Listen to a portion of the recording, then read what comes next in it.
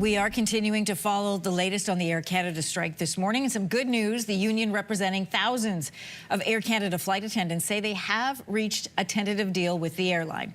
More than 10,000 flight attendants have been off the job since Saturday. After defying a federal back-to-work order, the two sides met overnight to reach a deal through a federal mediator. And for a closer look at what's been decided, I'm joined by McGill University's Jon Gradek. Jon, good to have you back. The deal we know is tentative, and Air Canada said their operations will resume, but when you check their website, it hasn't been updated, and it still says don't come to the airport. First of all, is it possible that things could stall again?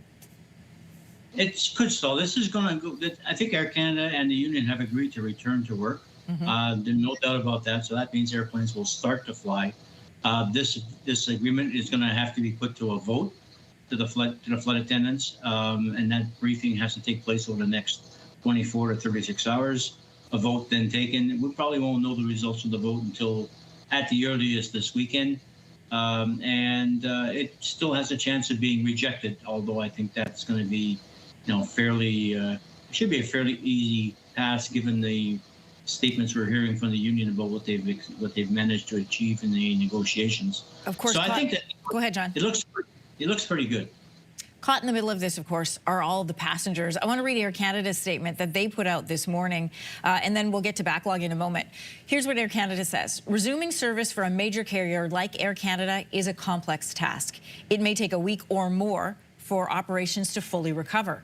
We therefore ask our customers to be patient and understanding over the next few days. So how is this process of restarting going to play out?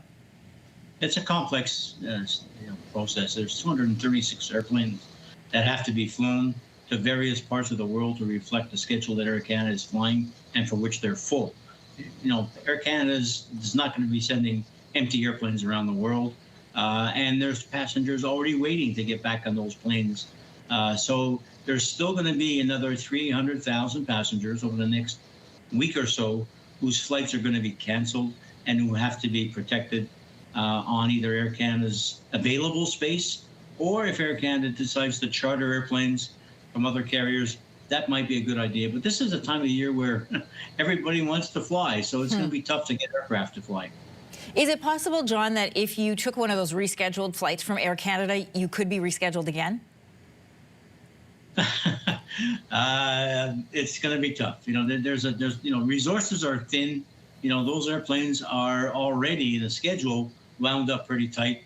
There's not much ground time left on those airplanes. So Air Canada is going to be winding these airplanes up fairly quickly, fairly hard, and there's not much available ground time to be able to fly extra flights.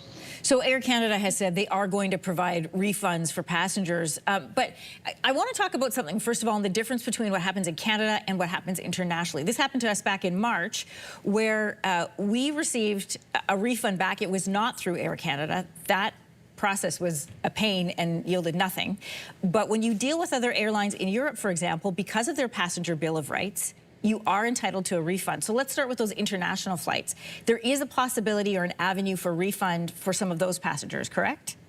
There is, and it's international. I'm gonna zero it down to the EU and the UK. There's where you have pretty well the automatic refund process that comes into play. So you have a refund for your trip. You have coverage for your hotels, coverage for your meals.